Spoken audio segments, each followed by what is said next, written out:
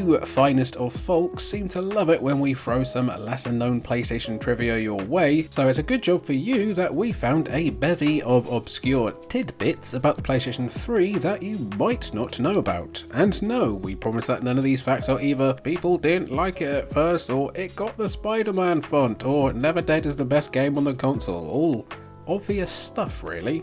I'm Jimmy for Cultured Vultures. I used to have every Metal Gear Solid 4 cutscene on a USB, and if you're wanting to learn a little bit more about Sony's third mainline effort, these are the PS3 facts that have probably passed you by. But first, if you have been enjoying our facts videos so far but aren't subscribed, please consider slapping that rounded rectangle of sweet validation.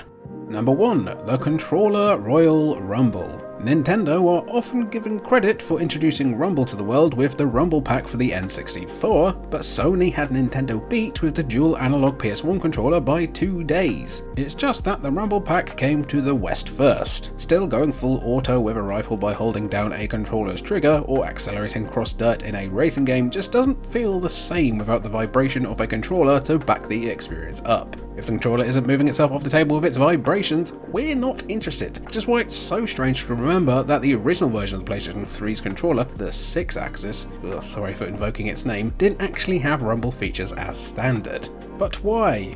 Legal bollocks, of course. Originally, Sony were planning to launch the PS3 with the DualShock 3, which would have included vibration and haptic feedback, but Sony became embroiled in a lawsuit with the company Immersion regarding haptic feedback patents in previous PlayStation controllers. Sony would try to fight the lawsuit only to lose, and then again try to appeal it in court during the mid-2000s, which is why Sony had to scramble to release a controller to launch alongside the PS3. Hence, the 6-axis was born not out of want but necessity. Nobody ever wanted the 6-axis. The appeal failed, and Sony would then pay nearly $100 million to Immersion while entering into a business relationship with the company. As the great Johnny Cochran once said, if the glove doesn't fit, give up. Meanwhile, Microsoft, whose Xbox controllers were also named in the suit, settled out of court immediately and were able to carry on using vibration in their Xbox 360 controllers. There was like 6 facts in this one entry, you know. Not as many as 256 though. Number 2. MAG holds a multiplayer world record. There have been many world records broken with regards to video games, whether it's the most amount of units sold for a particular game or console, or the longest someone has been able to play Never Dead without being elevated to a higher plane of consciousness. Sometimes the records are about what the games themselves are capable of, particularly when it comes to how many players you can stick on one server or even in one multiplayer game. Naturally, PC gaming holds the biggest records, but when it comes to the largest number of players in a console FPS game, the PS3 takes the crown. The accolade goes to the multiplayer shooter MAG, which could support up to 256 players in one game. Granted, most video games would never get even close to being that full, but the fact that MAG could reach those levels made it a world record holder. Despite the fact that online servers for MAG were nuked years ago, making the game completely unplayable due to its reliance on online play, no other console game has managed to reach the same amount of players that MAG did.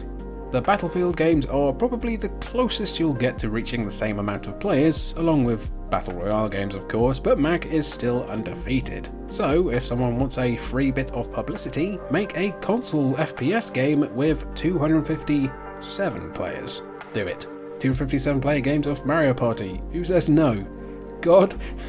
There is no God when it comes to Mario Party. Number 3. Fans are bringing back PlayStation Home. Say what you want about the PS3's various successes and failures, but there's no arguing that PlayStation Home was ahead of its time. It is basically exactly what Fortnite is now, with less shame. Just a lot less shame. Beating out the trend of metaverses and virtual social hubs by over a decade, PlayStation Home was basically a free-to-play social MMO that often served as an advertisement for whatever games would be launching on the PS3 in the coming weeks. Who doesn't want to play poker inside of a game space based on The Godfather 2, or hang out with friends at the Everybody's Golf mini-golf lounge? While Home had its stores open for 6 years from 2009 to 2015, the game would never leave beta and be scrapped by Sony due to a shifting landscape, whatever that means.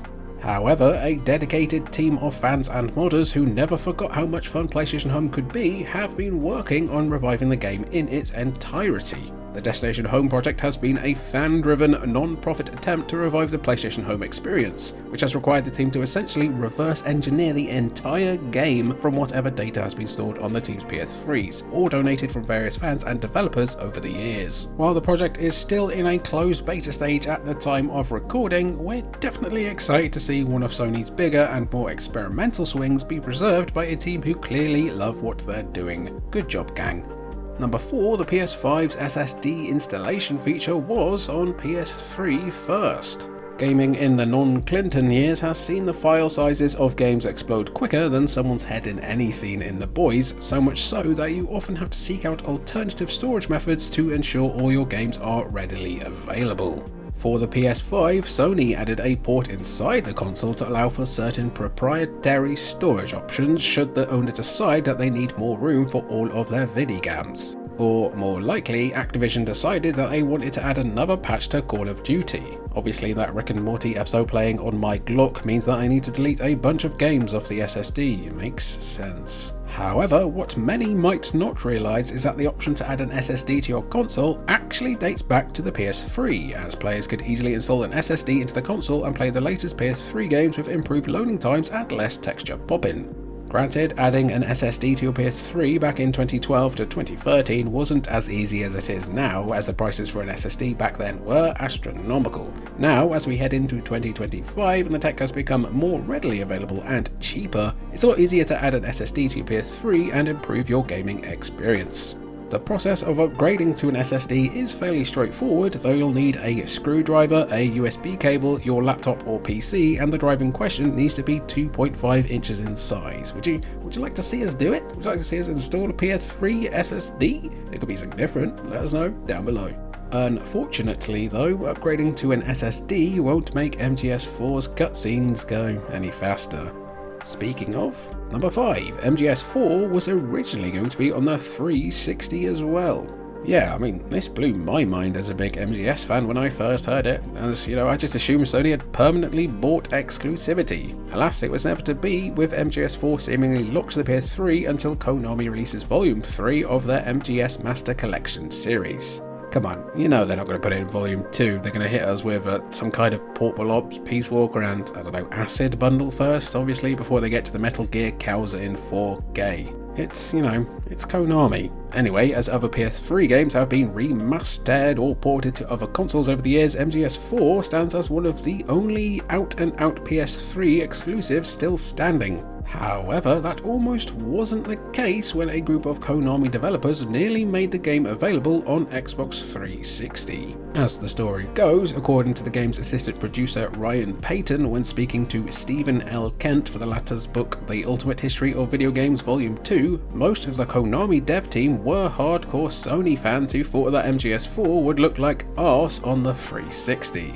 An R&D team would prove them wrong, however, as they proved that the game would run pretty well on the Xbox 360, and with no exclusive agreement with Sony, there was nothing stopping MGS4 from coming to the Xbox 360. Nothing except for the one thing Sony had that the Xbox didn't: Blu-ray discs. Because Blu-ray could hold 4 times as much data as DVDs, MGS4 would have to be released across multiple discs in order to be able to be on the 360, something Konami and maybe Kojima himself were unwilling to do. As such, the Xbox 360 version never came to be, and would lead to Sony's Jack Tretton saying that MGS4 was only possible on PS3 thanks in part to Blu-ray. Perhaps because of the PS3's known wonkiness with ports, maybe we'll see Konami return to the 360 version of the game for the Master Collection. Right, Metal Gear Solid question time. Who is this? Leave your answer down below and you might earn a free Steam key. Number 6, your PS4 and PS5 controllers work on the PS3. Backwards compatibility is something that's only really spoken about with regards to games, and it's a well-known fact that the 4 earliest models of PS3 were able to play most PS1 and PS2 games without issue. It's not every fat PS3, guys. It's rarer that peripherals are also backwards compatible, though the industry has gotten a lot better in that regard. PlayStation's current generation has allowed PS4 controllers to mostly work on the PS5, though without the benefit of the DualSense's capabilities, obviously, while Xbox One and Xbox Series controllers are basically identical. However, the PlayStation 3 was actually forwards compatible, though whether that feature was intentional or not, who knows. Essentially, all you need to do in order to use your PS4 or even PS5 controller on the PS3 is plug the controller into the console using a USB cable, and that's it. You should be able to play PS3 games with most of the features enabled, though you might run into some issues with vibration and tilt control. The XMB feature also doesn't work with a PS4 or PS5 controller as the PlayStation button doesn't register. From a preservation standpoint though, forward compatibility should be a consideration, as original PS3 hardware will eventually begin to dwindle, especially with how flimsy PS3 controllers generally are. You can't even throw your controller at the wall 9 times thanks to the bed of chaos these days without it breaking. Unbelievable. Number 7, Neo Mai. That's a lot of cancelled games. PS4 boasts a whole swath of excellent games, but did you know that a decent chunk, or at least a good handful of them, were slated for release on the PS3 originally? And yeah, no, we're not talking about Grand Theft Auto 5, which we're expecting an N-Gage port of any day now. Take 2016's The Last Guardian from Sony Japan Studio, for instance, a game that was actually in development since 2007, announced for the PS3 in 2009 and slated for a 2011 release. Obviously, Sony and Japan Studio missed that scheduled release window by a margin you could park several buses in, but The Last Guardian is far from the only example of games being announced for PS3 only to be delayed or otherwise moved to another platform. We could also mention the super well-known example of Final Fantasy XV, which was announced in 2006 as a spin-off game called Final Fantasy Versus 13 and whose troubled development could easily form the basis of Jason Schreier's next book. The Vita's Gravity Rush was even intended for the PS3 but would skip that entirely and later come to PS4.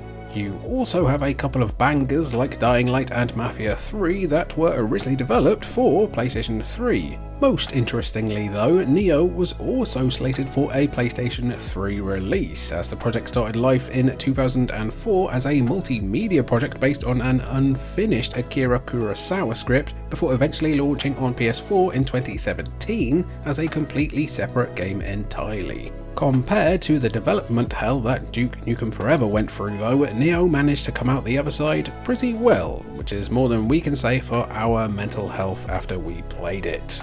Number 8, Zoom before Zoom. Right, not to give everyone some unwanted lockdown flashbacks, but if you were someone who had to conduct all of your business over Zoom for a while there, did you know that the PS3 could have done the same thing? Granted, you would have to be PSN friends with the up to 5 co-workers you'd be sharing a video call with, but the possibility was there on PS3 to have a full-blown video group chat. The Xbox 360 also had a video call function and even supported Skype, but video calls on the Xbox 360 were a strictly one-on-one affair, so the fact that Sony had the vision to implement group video chats over a decade before the whole world would start relying on them to get more work done is pretty wild. It's a personal point of pride for me that I've never asked anyone to come to a video conference, and I never will, and the day that I do is the day that I've been taken over by a Men in Black alien. Anyway, the video call feature on PS3 was compliant with most USB webcams, though most would likely have used the feature with either the iToy, which is David Fincher's favourite camera cause it's cinema, or the PlayStation Eye, Sony's precursor to the Xbox's Kinect. Crazy coincidence, but I actually found one of these in a charity shop on the day I sat down to record this. Weird. These days, despite communication still being a huge part of the online console gaming experience, Sony and Microsoft have basically left the video communication capabilities to services like Discord. Still, it's amazing to remember that the PS3 was pretty far ahead of the curve when it comes to keeping in touch with your circle of friends. Remember chaps, you might have a lot on your plate these days, we all do, but you should always try and find an hour for some haze with the boys whenever you can. Number 9, the PS3D TV is not free. We spoke about how the PSP beat the 3DS to portable 3D displays in our PSP Facts video, kind of, but for the PS3, did you know that Sony released a fully 3D display designed to work with the console? The aptly and ever so excitingly titled PlayStation 3D display was a 24-inch monitor shaped like a PSP Go for some cursed reason that came with emitters and special glasses that allowed you to experience your games and media in the glorious third dimension. While 3D TVs were becoming more common around 2011, this was Sony's attempt at linking 3D with gaming, receiving, mixed results in the process. Unlike the PS2 TV, which had the console and TV strapped together like some kind of unholy tech abomination, the PS3D display required you to bring your own console. That said, the TV was designed with the PlayStation 3 in mind, allowing you to enjoy a 3D display so long as you were in a fairly dark room and were wearing the special glasses that definitely make you look cool and not like a dork. Perhaps the best feature of the display though was the simul view mode, which allowed two users to see two different images so long as they were both donning the glasses in games like Killzone 3, Motorstorm Apocalypse and Gran Turismo 5. It's kinda like the co-op mechanics in Dead Space 3, except with about 8% less insanity. Shame. It's all pretty cool in theory, but the $500 price tag, variety of drawbacks, and the general apathy towards 3D as part of your main TV experiences meant that the display is a fairly rare find now, but expect to be paying a lot less than that $500 initial price tag. Number 10. It helped you save lives. It's not often that we get to talk about the good things that someone or some company has done, so credit where credit is due for how Sony helped out scientists with the Folding at Home initiative. For those who don't know, Folding at Home is a distributed computing project that essentially aims to use the computing power of volunteers around the world to help scientists research new therapeutics for various diseases. They accomplish this by using the computing power that's been volunteered to simulate protein dynamics so scientists can better understand how to tackle illnesses. Typically, Folding is only available for PCs, but in 2007, Sony allowed PS3 owners to contribute to the program. The reason? The console's cell processor was essentially outperforming modern PCs almost 20 times over, providing a nearly unparalleled level of speed and efficiency. Running from March 2007 to November 2012, the Folding at Home program on the PS3 would run in the background while players could enjoy whatever game they felt like playing. Enjoyment while also doing a genuine good deed for the betterment of the scientific community? That's a fair deal as far as we're concerned. By the end of the program, over 15 million people had contributed to the 100 million hours that were donated, greatly advancing discoveries for diseases like Parkinson's, Alzheimer's, and cancer. If you ever took part in this project, you're a good egg. Yeah, there's no joke here. Good job, friend. Well done. Number 11, Gears of War 3 was ported to it. Those who kept up to date with gaming news in 2020, well, not like there was much else to do, might have heard the story of a PS3 build of Gears of War 3. It's a bit of trivia that's become infinitely more interesting in hindsight though, as Microsoft has adopted a more platform-agnostic approach to releasing their games. At this point, Phil Spencer would probably port Sea of Thieves to the Ouya if he thought it'd make Xbox a bit of a profit, so the idea of a Gears of War game coming to the PlayStation is honestly pretty dang likely at this point, if it hasn't already been confirmed by the time this comes out. Anyway, there had been various versions of Gears of War 3 running on the PS3, but those were apparently hackers trying to develop their own port using data from a 2011 hack of Epic Games. But in 2020, hacker PixelButts managed to find the genuine article. The footage uploaded to YouTube showcases a full playthrough of an incomplete build of Gears of War 3 dated May 19th, 2011, a few months before the game would launch worldwide on the Xbox 360.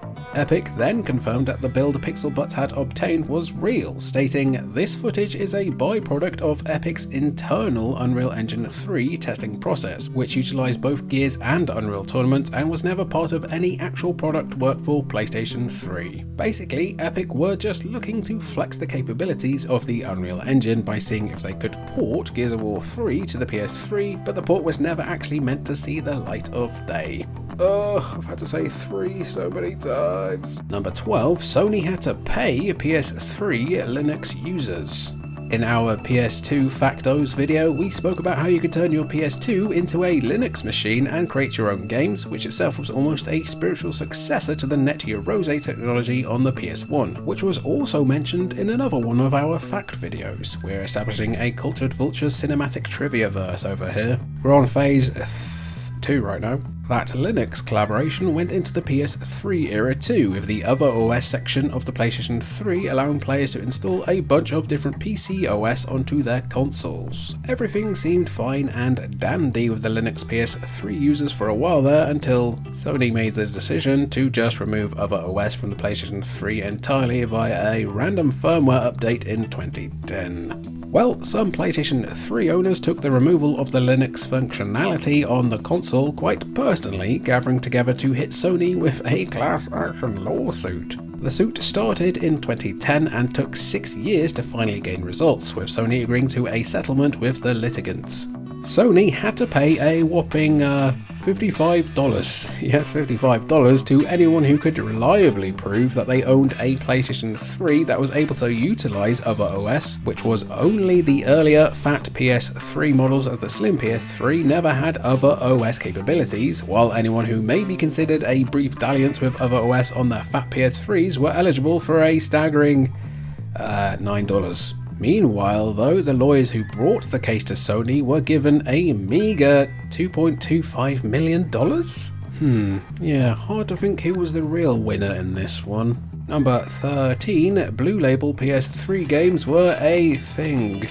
When you think of the PlayStation 3's game box cover, you think black to match the console and controller. You might even think that Spider-Man font, maybe. That black trim was an iconic look for the PlayStation 3, and while in 2009 PlayStation would change the cover design in conjunction with the launch of the PlayStation 3 Slim, the black trim remained. In 2014 though, after the launch of the PS4 and the PS Vita had been available for 3 years, Sony made the decision to start printing game covers in blue instead of black. The move was seen as a way to ensure consistency in design across all 3 PlayStation consoles, with the first game to launch with this blue cover design in North America being Deception 4 Blood Ties. As you'd expect, when a company makes a wide sweeping change for literally no reason, people were completely and totally okay with the whole thing. No, it was awful, and people were just like, what?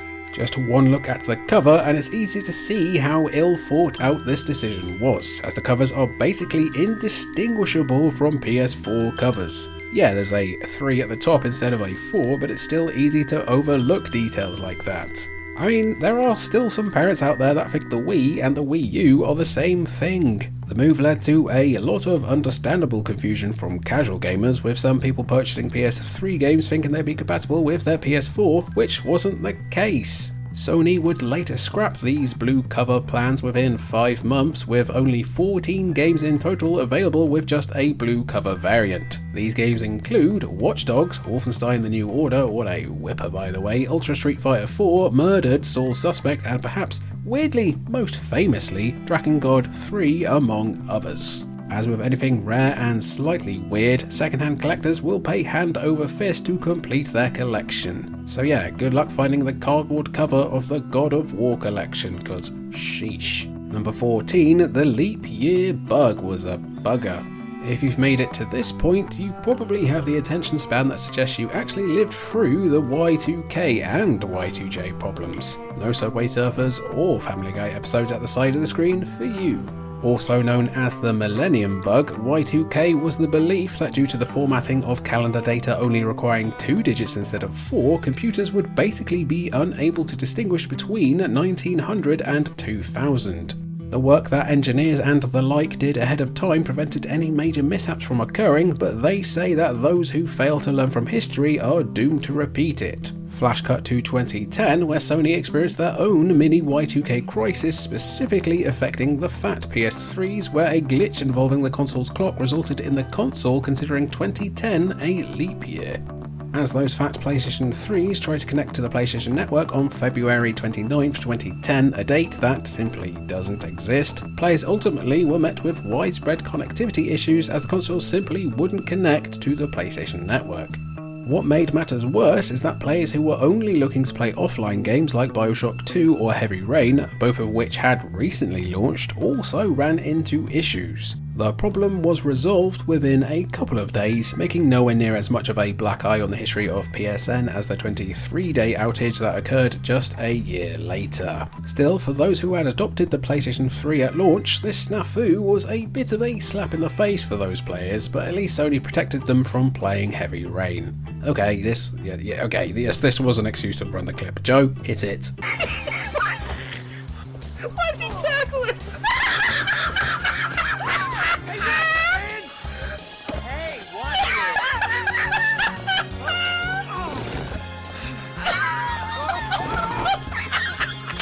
And number 15, Infamous was going to be very, very different.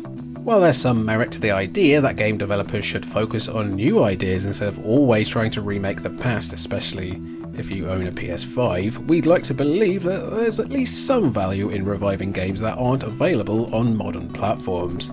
You know, for the sake of preservation and all that, or in the case of Infamous and its sequel, because being a badass with sick lightning powers is pretty cool.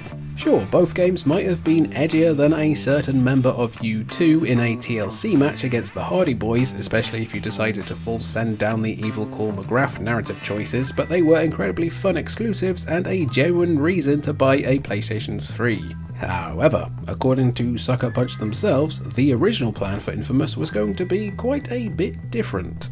Writing on the PlayStation blog in celebration of the 20th anniversary of Sucker Punch, co-founder Chris Zimmerman shared some insight on what the original vision for Infamous would have been. If you said property management meets superpowers, then well done, you've read the same blog from back in 2017.